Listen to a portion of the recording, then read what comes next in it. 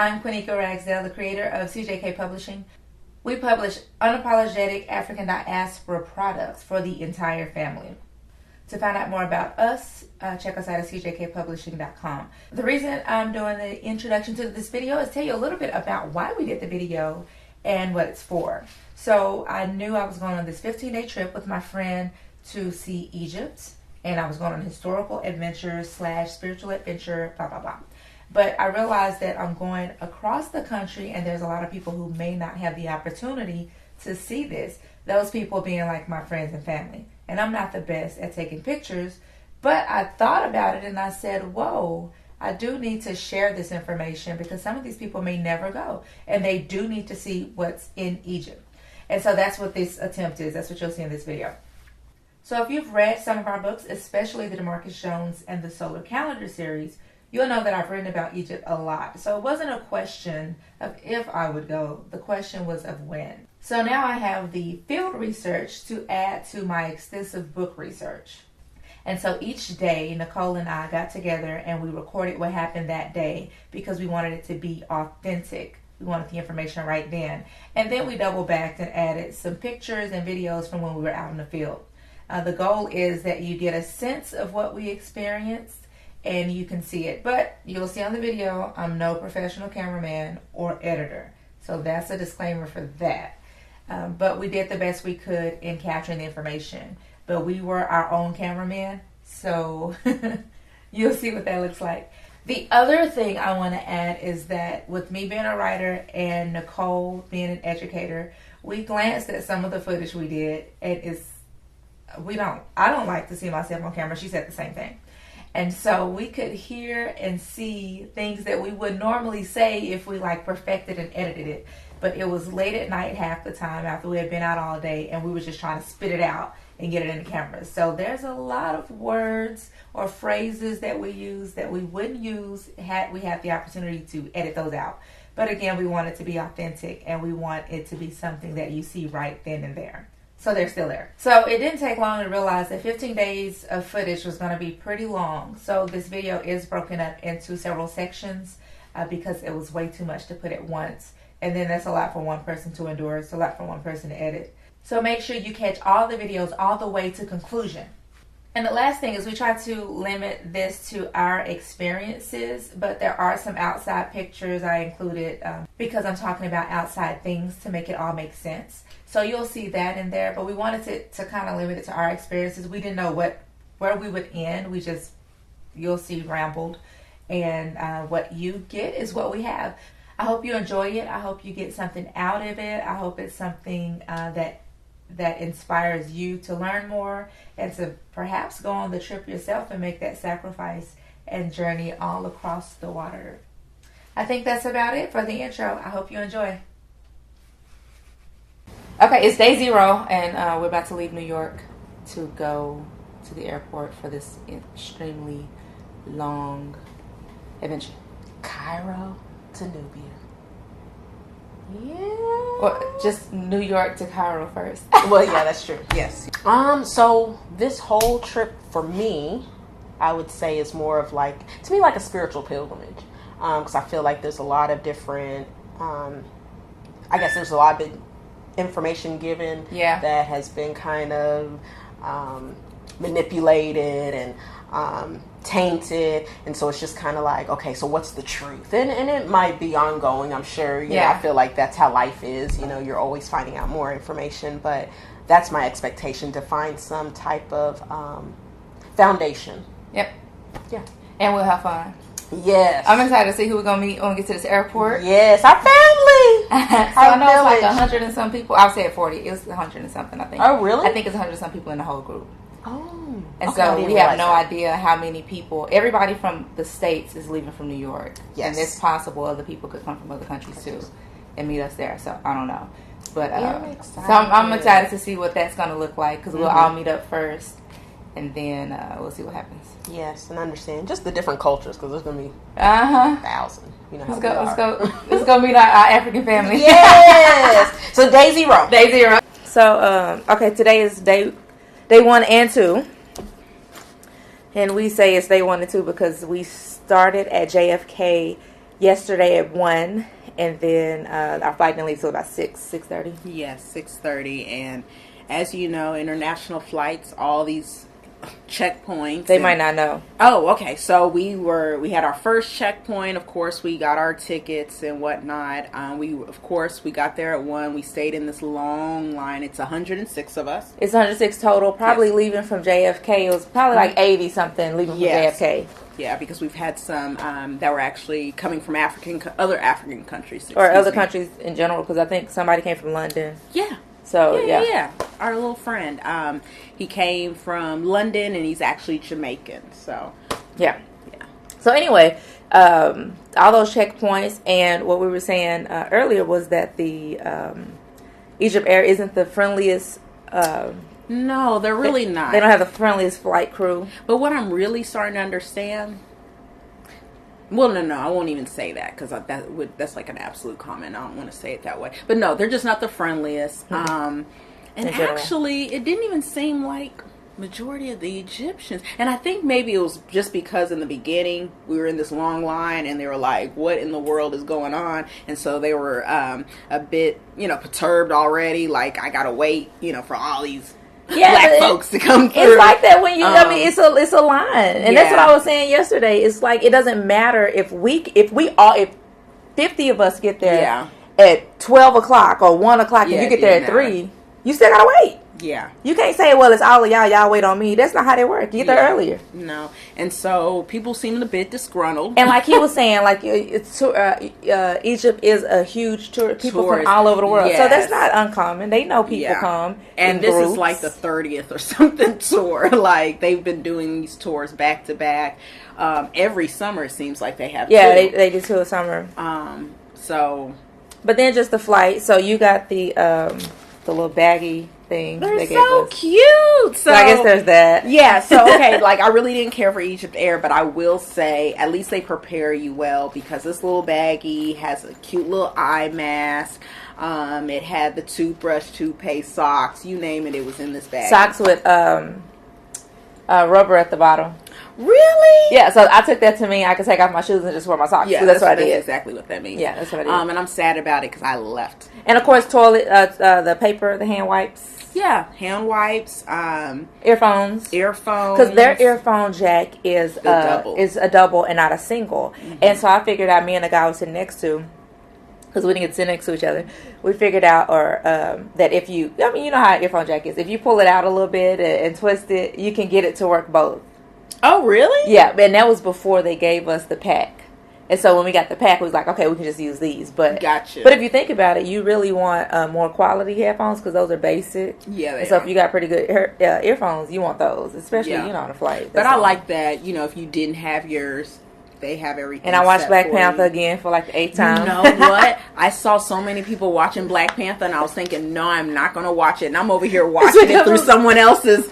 I'm laughing. I already know what they're going to say. I'm like, I can watch this because I ain't got a fast. I already know what they're going to say. But the other thing that was cool was we were able to chat.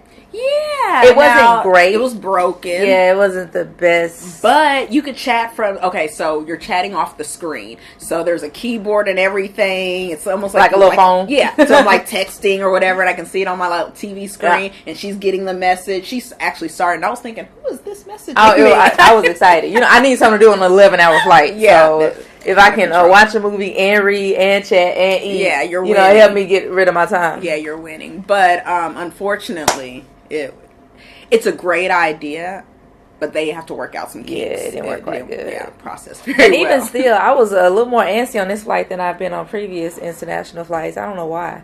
I got some sleep, but after I couldn't keep getting sleep. It just wasn't working out for me. I didn't get any sleep. And of course, we didn't sit in first class because we didn't have the extra $1,000 per trip. $1,000. 1 0 0. So we sat in regular seats with everybody else. I had an aisle seat though, so I'm lucky. Yeah, I was in the middle. But the blessing in disguise. I sat next to this really nice gentleman that was actually Egyptian. He has since moved to New Jersey, so he was informing me about how Cairo is. And now he doesn't pronounce Nubia. He said Nobia. So I've never heard that. Okay. I think we'll see a lot of that on the trip. Yeah, but keep in mind, that I guess the Arabic influence. So I'm sure that kind of changes things as well. And one thing that, we're learning within this tour, this is really informing us of ancient Egypt. So Kemet, so, we're not thinking about Egypt right now, that's just almost like, I'm not going to say that. But anyway, so Kemet. So maybe even the pronunciation might differ. I have no idea. So we consider day 2 when we finally landed. And we got here at about 11 a.m.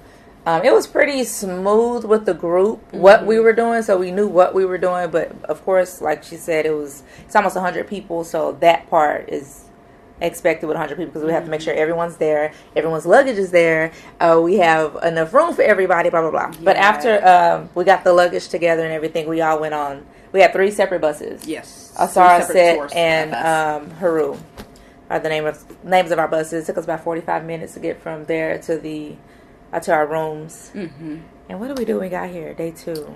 Really? Sleep. I was so tired. Oh my God, I'm still tired. I'm about to go to sleep. She's lying. We slept for maybe 15 minutes. It was like a power nap for real. Okay, so we had to all get together. An extra minute or 2. Maybe like it's something like an orientation. Just hey, everybody's together, and we're your guides, and this is what we're going to embark upon, and let us get your room keys. So we went around. We've scouted the hotel. Yeah, we saw the pool, the spa. You can see the pyramids from the pool. Yeah, so that's really nice. Very scenic. Very nice. Nice view. We saw the spa and the gym, and then we ate dinner. We ate dinner. We actually got on a what are those called? Is that a seesaw? Yes, it is a seesaw. I think she has video. Oh no, video of it. Oh yeah, I got video of it, but I don't have a video of us on it because I couldn't do that at the same time. That's true. But yeah, Yeah, we did that. A little playground. I mean, what hotel has a playground? I thought that was cute. Yeah, they like kids. Yeah, definitely. I guess, maybe. The food was okay. Friendly. Actually, the food was pretty good. I think the issue is, though, we can't eat, some of the things that you really wanted to taste. You can't taste. Because one, not that they don't pasteurize their milk, but as they pasteurize it differently. Just a different process, and our bodies are accustomed to certain things. And so to ensure that we don't get sick is to just overlook it, because some people do. Yes, so instead of taking that gamble of possibly getting sick because your body isn't used to something, when you're on vacation, you spend all this money to come out, you don't want to miss anything. So we're going to take heed and not eat the milk products. And honestly, black people shouldn't be eating milk. Anyway. We shouldn't have dairy products like that anyway. That's probably why my skin looks the way it looks. And that and the lettuce, they said, because the water is different. And it's like that a lot of times international. They have different bugs. And even we have different bugs in the U.S. So if your body's not accustomed to certain germs and bugs, then it won't quite know how to deal with it. But it's been really fun. She said it's just day 2. And Nicole's so smart because she brought a filter. So I don't even feel pressure to buy water. And I bring a water bottle with me. So excited about that. Well, Nika normally thinks in advance for things, so I thought to myself, let me, for once, think of one thing, and that has been our saving grace. So when we finish with these bottles we got from New York, the hotel in New York, we refilling those. With filtered water from Egypt. So the plan tomorrow, we're supposed to get up at 5 a.m. And, we might go trade in some money before we go to sleep, maybe. I don't know.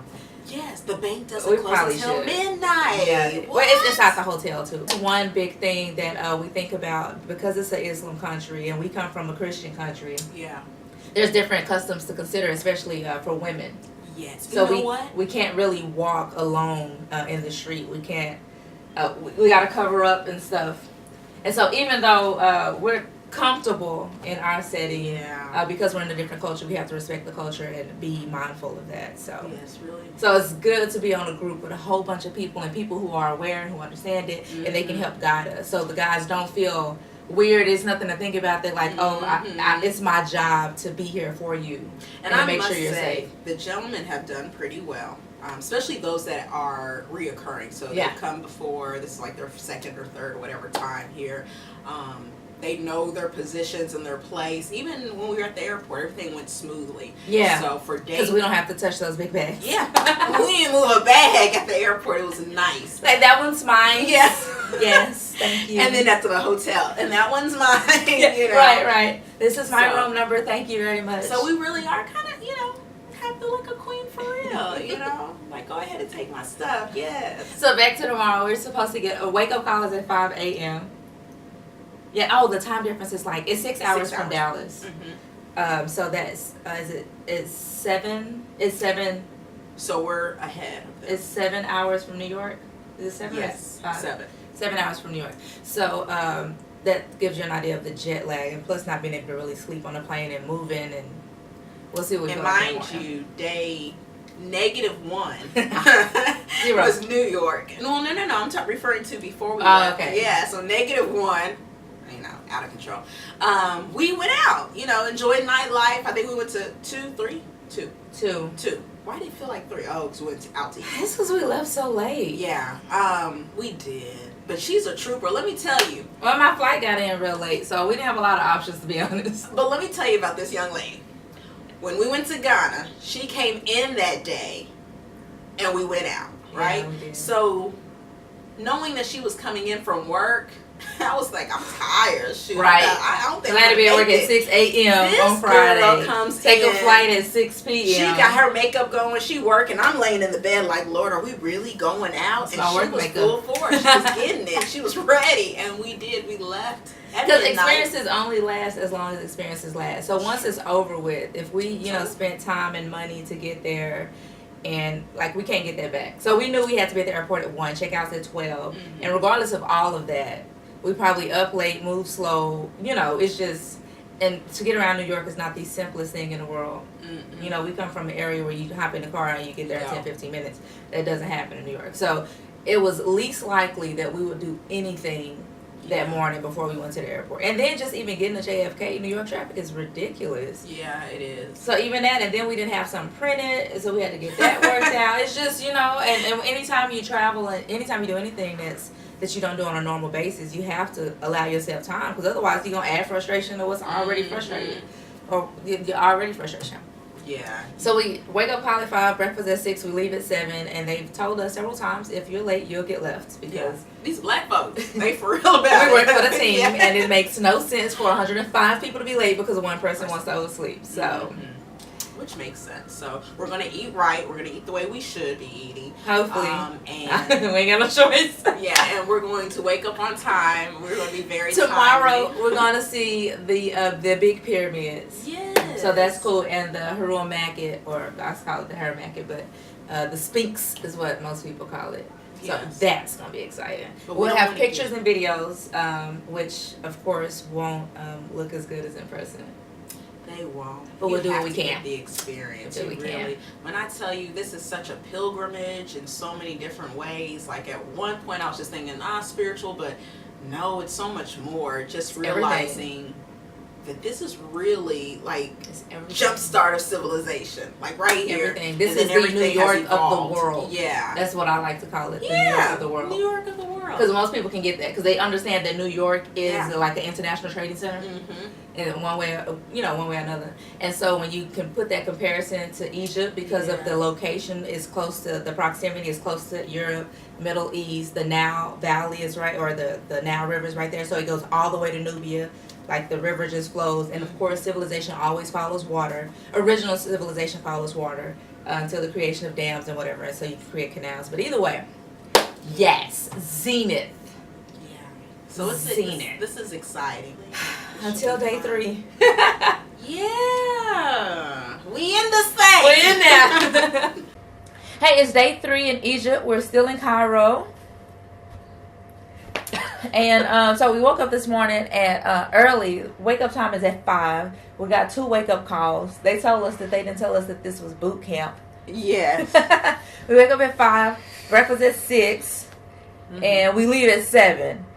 And those are exact times. So the time out, we were good at all of that. We were on time. Yeah. They called us like twice. It was 2 wake up calls. It was just one wake-up call, it was actually someone speaking. I think the second wake-up call was a mistake because no one spoke. I said hello. And a couple people said they got 2 wake-up calls. Oh, okay. But one person said they didn't get any wake-up calls, so dang. maybe it was a miscommunication. Yeah, Breakfast probably. started at 6. We were supposed to leave at 7. We got there about 6ish. Came back, got our stuff, and we realized that we hadn't exchanged money yet because we needed money to go inside of the Great Pyramid because that's what we did today. So you had to pay extra to go inside. You pay a fee to go to there, but that was included in our tour, and then you pay extra to go inside.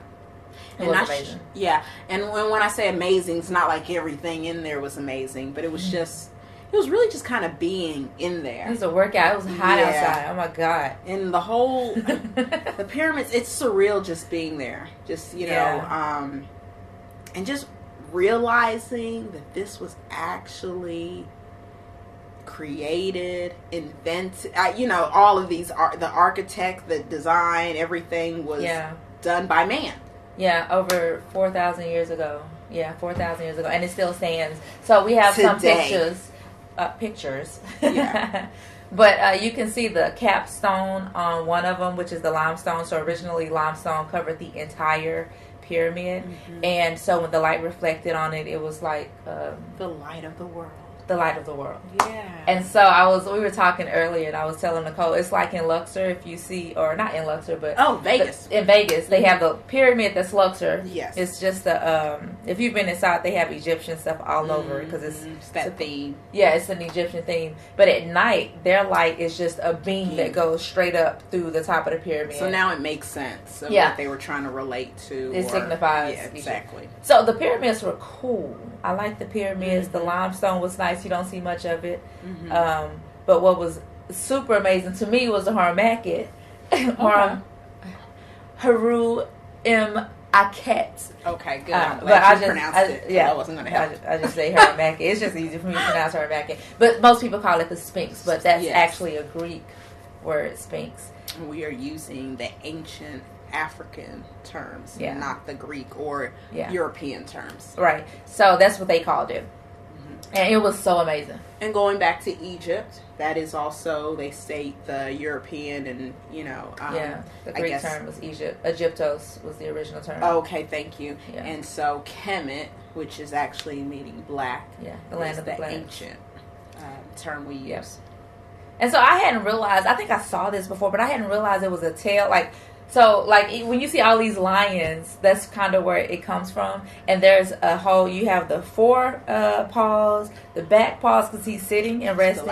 And you have the whole tail that wraps around and comes up. So, I'm really trying to get in those pictures, get that pink granite in the image. Kind of red, yeah. Yeah, it was more red. As our skin tones are. No, I'm just joking. No, but I mean, the whole experience, I'd have to say, it makes you very proud. And I think we were sharing that oftentimes, you know, I kind of wonder, why are people hating on us? I just really feel like we are an attacked people, or I guess looked down upon. But this kind of reiterates why.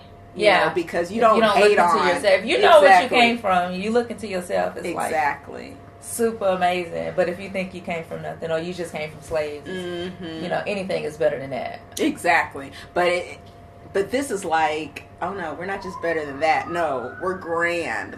We are intelligent. We are intellectuals. We are scientists. We are inventors. We are creators. We are innovators.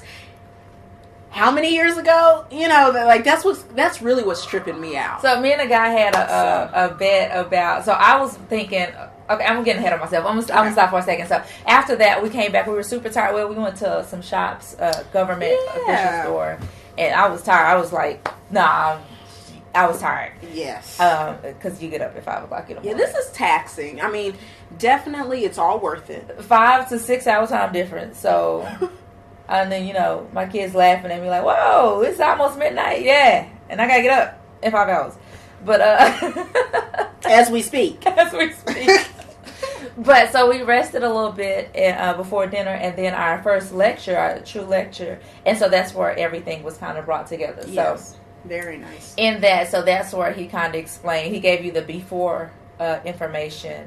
And then up until what we saw today and what we'll see tomorrow, which will be the step pyramids, the Imhotep design, and then a few other pyramids, just like today, the 3 great pyramids, but there were the small queen pyramids next to it, and it's hard to see it as a complete colossal like downtown, because you only have those three things, so you don't get to see everything around it because all of that's dilapidated at this point. Because it is over 4,000 years old, or actually have been damaged. They have tried to destroy it to basically taint history. So that, we wouldn't know the truth. So the part we went into is not the actual entrance. It's one of the parts where, I forget who, but a group came in and tried to plunder the pyramid. And so it wasn't him at this point. And so they broke open this new entrance, which is the entrance they use now, or that we used when we walked in. And nothing was there because it had already been plundered. But that's the entrance they use now. And then he showed us how years ago, because everything's changing, because tourism is growing and it's booming, and so they have to make a business out of it. I shouldn't say have to, but it's a business. Yeah. And so before, people could just drive up to it, and he showed us images of where he climbed those step pyramids and went all the way to the top. Yeah. And and people would just go up sometimes because they didn't have any rules or anything. So people just go up and chip off some of the block and take it home. But now, though, you don't have that opportunity. You do have to climb to get up into that portion because it's not at the base. It's maintained a bit. There's more security. Yeah, there's a lot more security. Going into the pyramids, they don't want you taking pictures or, eliminating flash photography. Yeah. So they are keeping it as a more sacred ground. You know what I left out? Khufu's boat. So next to Khufu's pyramid. Oh, my goodness. And his son and grandson's pyramid is Khufu's boat. And that was huge too. Huge. And it really kind of allows you to understand, even like Noah's Ark. I like how he drew the comparisons to that, because a lot of our stories, have been taken.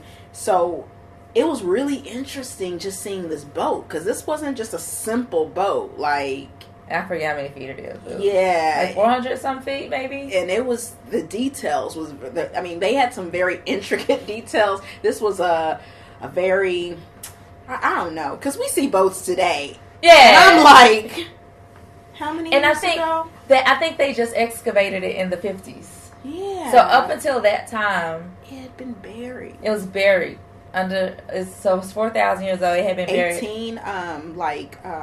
What were they? The oars? Yeah, that they had put over them. No, not oars. All those tons. Rocks, those rocks. I forget how many tons there are, but these huge 18 rocks. of them, I believe he stated. Yeah.